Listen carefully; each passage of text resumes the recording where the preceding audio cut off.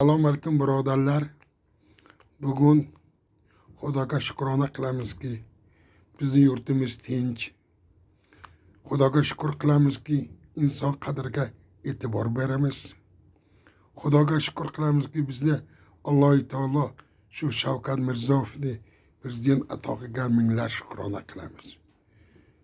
Shu prezidentimiz kecha kunduzi inson qadridan mana yaqinda biz 9-may qadrlash inson qadrlash mana xotira qadrlash bayramini nima kuzatamiz. Shu uchun prezidentimizning qarorlari siyosatlariga qarab bu kishi aytdilarki 9-mayni shundoq o'tkazib yuboringlarki dunyo xalqi qoyil bo'lsin, rahmat desin, o'tganlari ruhi shod bo'lsin dedi. Ana bugun prezidentimiz ko'p joylarda aytadi-ku, dunyoga tinchlik kerak bizga, dunyoda tinchlik kerak dedi. Mana aytadilarki, shu dunyoda tinchlik bo'lsa, ana men boshlig'ida biz Tojikiston, O'zbekiston Markaziy Osiyoning xalqlarining do'stligini mustahkamlantirish maqsadida tashabbus guruhi tuzdik. Bizning maqsadimiz dunyoda hamma joyda tinchlik, do'stlik bo'lishi kerak. Mana men ko'p urushlarda qatnashib, hayot qandoq, urush nima ko'rib Allohdan so'raymanki, dunyoda boshqa urush bo'lmasin. Urush bu hamma biladi, qandoq oqibati bo'ladi. Birinchi odamlar o'ladi, ikkinchi jannat makon joylar do'zax aylanib boradi. Shu urush hammasi nimadan keladi? Hammasi o'zlaring xalq biladi. Hech oddiy xalq urushni xohlamaydi. Shu uchun urushni oldini olish, dunyoda tinchlik bo'lish uchun men tashabbus qilib, tashabbus guruh tuzdik. Mana shu dunyoda tinchlik bo'lsin deb mana shu dunyoda tinchlik bo'lsin uchun mana dunyoda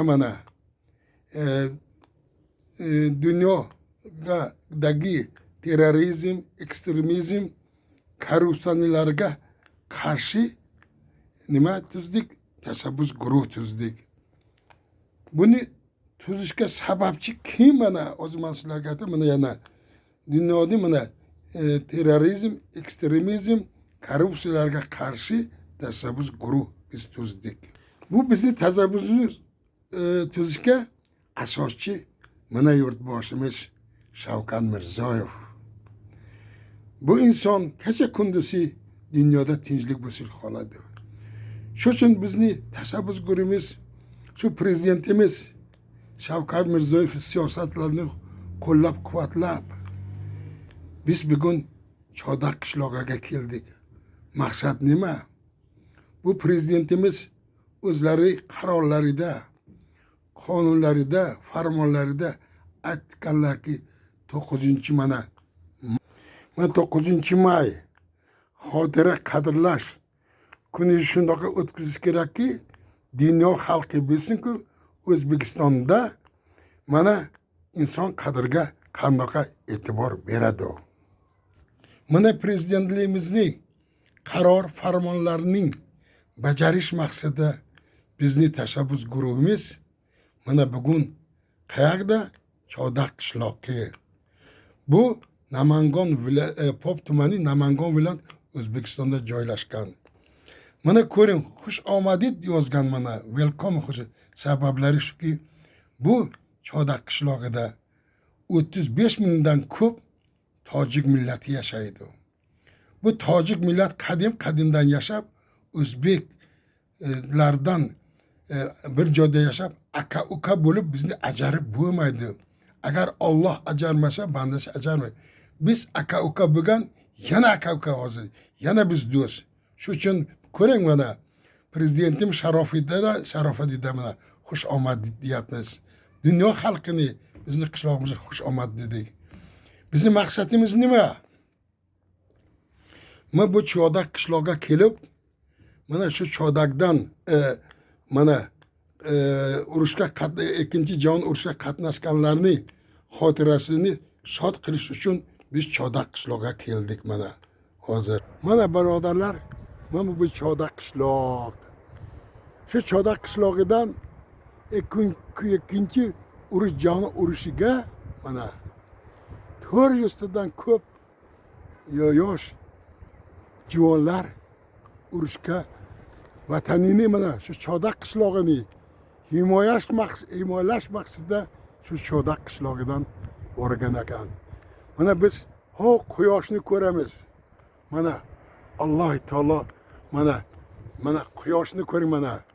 Quyosh mana Alloh taolo mana shu quyosh ilo hamisha abadiy bu quyosh nuri shu qishloqqa shu vatanimiz O'zbekistonga fayz barakat deb Allohdan so'raymiz. Yana maqsad nima? Bu qishloq mana Chodak qishloq mana shu Chodak qishloq. Hozirgi paytda 35 mingdan ko'p tojiklar yashaydi. Bu tojiklar O'zbek bilan aka-uka, bizda farqi yo'q. Xudomiz bitta, dinimiz bitta, urf odatimiz bitta. Biz aka-uka hammasiga bu prezidentimiz Shavkat Mirziyoyev Sharofiddinda bo'lyaptilar. Mana bu hammamizni onamizni simoyi. Mana Chodak qishloqdan 400 tadan ko'p urushga borgan bo'lsa, shu bizni onamiz kecha kunduzi duo qilganki, shu bizni farzandimiz tirik kelsin degan. Xudoga shukrona qilamizki, 400 tadan ko'pi 350 tasi shu Chodak qishlog'iga tirik, salomat kelgan ekan. Mana endi Xudoga shukr qilamiz.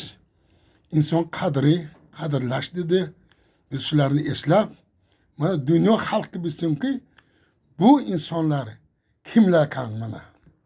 Mana Chodaklik Yo'ldoshev Xolbojon akam mana. Ko'ringlar mana Xolbojon akam mana. Yo'ldoshev 1910-yil tug'ilgan ekan, 1980 dunyodan o'tgan ekan. Mana bu otamiz 45-yildan to 45-yilgacha ikkinchi jahon urushida qatnashib, to Berlinga borib, shu g'alaba bayrog'ini shu otamiz ko'targaniga shukrona qilamiz. Biz Allohdan so'raymizki, nima qilamiz? Duo qilamizki, bu otaxonimiz bir jannatdan bir joyiga ega bo'lsin deb duo qilamiz. Mana bu qahramonimiz Ahmadjon aka aytilari. Ilohi Xudovandi Karim shu otaxonimizning jannatni bir joydan joy bersinlar. Bu otaxon 1941-yildan to 45gacha urushga to Berlinga borgan ekan. Mana bu xizmatlari uchun mana medallari bor ekan. Shukrona qilayki, shu Chodakdan shundoqda qahramonlar chiqqaniga shukrona qilamiz. Allohdan nima so'raymiz? Shu Ahmadjon akamni jannatni bir joydan joy bersin deb duo qilamiz. Mana bu Fazimat aka Ashurmatov bizni nima bo'ladi? Tag'omiz bo'ladi mana tag'omiz. Biz faxrlaymizki, bizni tag'omiz, amaklarimiz, hamyurtimiz vatanni himoya qilaman deb 1941-yildan to 45-yilga qahramonlik qilib to Berlinga borgan ekan mana. Mana Fazimat akam Ashurmatov ilo Alloh taolo joylari jannatda bo'lsin. Jannatda bo'lsin. Biz davlatimizdan, prezidentimizdan minnatdor. Mana bu otani mana necha marta medal va ordenlar bergan ekan. Mana bu guvohnomalari. Mana bu medal mana. Bu kimniki? Ashurmatov Fazimat akamning medallari. Mana bu medal kimniki? Ashurmatov Fayzimat akamning medali. Mana endi bu medal kimniki? Ashurmatov Fayzimat akamniki. Mana bu medal yana kimi? Ashurmatov Fayzimat akam. Mana bunisi bo'lsa, yana Ashurmatov Fayzimat akamning. Mana Xudoni ko'ring. Biz Allohdan so'ramizki, bu otaxonlarimiz jannatni bir joydan nasib qilsin. Ammo davlatimizga rahmat, qadrlab shu medallar, yana qancha pullik mukofotlar shu otaxonga bergan ekan. Allohimga shukrona qilamizki, bizni davlatimiz shu ota onamizni qo'llaganga shukrona qilamiz. Mana bu qahramonimiz Mirshaodat aka Atoboyev. Bu chodakdan, bu kisham 1941-yildan to 45-yilgacha to Berlinga urushib g'alabaga hissa qo'shgan ekan. Nima deymiz? Allohdan shularning ruh avrollari shod bo'lsin deymiz. Alloh deymiz, shularni bir jannatni bir tamojdan joy bering deymiz. Mana Allohdan bu kishilarning joyini jannat bo'lsin deymiz.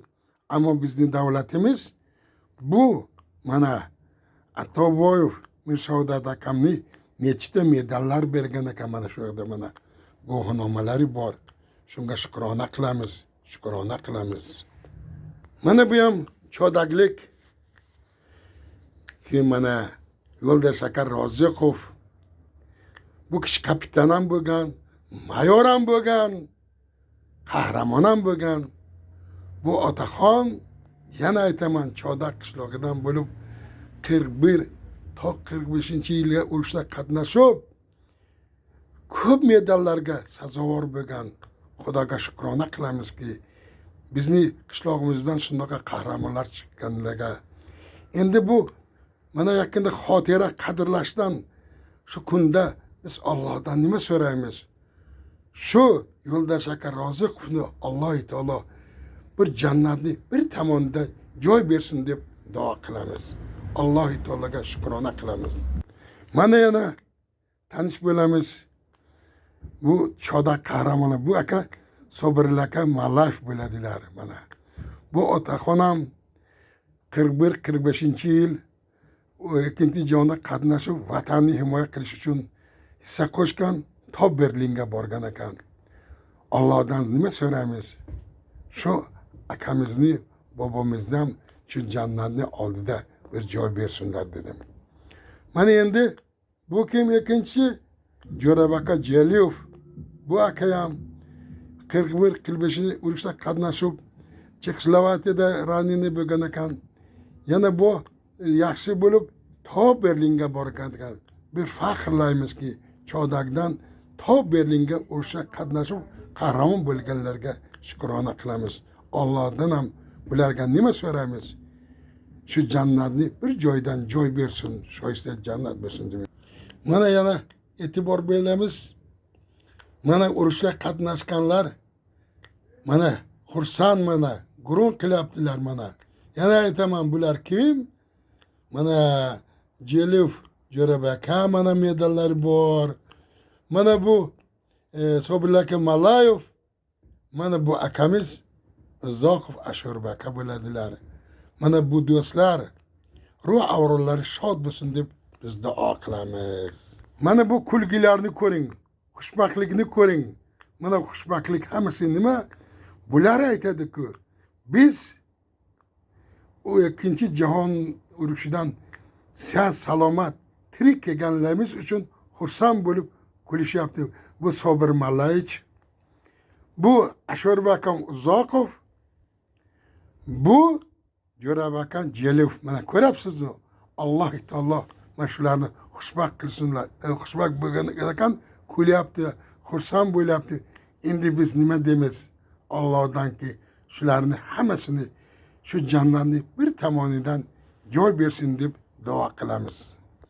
Biz faxrlaymizki, shu Chodak qishlog'idan 1941-yil, 1945-yil ikkinchi jahonda urushgan bir nomini eslab o'tsamiz, Ashurmatov Fayzimat akam, Ahmadjon akam, Roziqov Yo'ldosh aka, Mirzahamidov Mirshavda Atabayov, Jo'raboy Jeliyev, Ashurboy Uzaqov, Sobirali Malayev, Usorbay Ibragimov, Homijon Zoidov, Turidi Mirzaliyev va boshqalar shu Chodak qishlog'ida qatnashganlarga Allohdan nima tilamiz? Shularning hammasini Alloh taolo shu jannatni bir tomonidan joy bo'lib shoysta jannat bo'lsin deymiz. Oxirida aytamanki, mana bizni bu ochiq video qilganlarimiz mana Chodak qahramonlari aytdik. Mana shunda tojiklar aytadi, yashaydi dedik. Hammasiga biz xushbaxt bu xalqlar ajdod avlodi xushbaxt. Sababchisi nima? Sababchi shu prezidentimiz Shavkat Mirziyoyev bo'lib. Biz bu prezidentimizga uzoq umr tilaymiz. Sabablari mana biz shu urushni oldini olish, do'stlik masalalari va tashabbus guruhlar tuzyapmiz. Shu prezidentimizga rahmat, bizni qo'ylayapti. Endi bizda bitta maqsad. Men ko'p urushlarda qatnashgan. Allohdan so'raymanki, iloyo bizni bobolarimiz man urushni ko'rgan, endi bizni farzandlarimiz, nebaralarimiz, chibiralarimiz aslo urushni ko'rmasin deb Allohdan tilayman. Dunyoda natani O'zbekiston, dunyoda mana aytaman, dunyoda eng qimmat narsa tinchlik. Iloho tinchlik bo'lsin, yana tinchlik bo'lsin, yana tinchlik bo'lsin. Allohdan so'raymanki, shu do'stlik abadiy bo'lsin, shu do'stlik mustahkam bo'lsin. Shu agar do'stlik bo'lsa, Xudo xolasa dunyoda boshqa urush bo'lmaydi. Do'st bo'lamiz, hammamiz uyimizda fayz barakat bo'ladi. Oxirida men o'zbek xalqini mana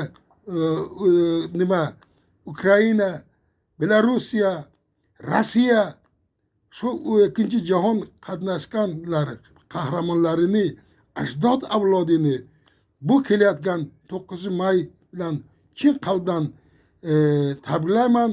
Qolganlarga eng kerak salomatlik, tinchlik, dunyoda tinchlik bo'lsin.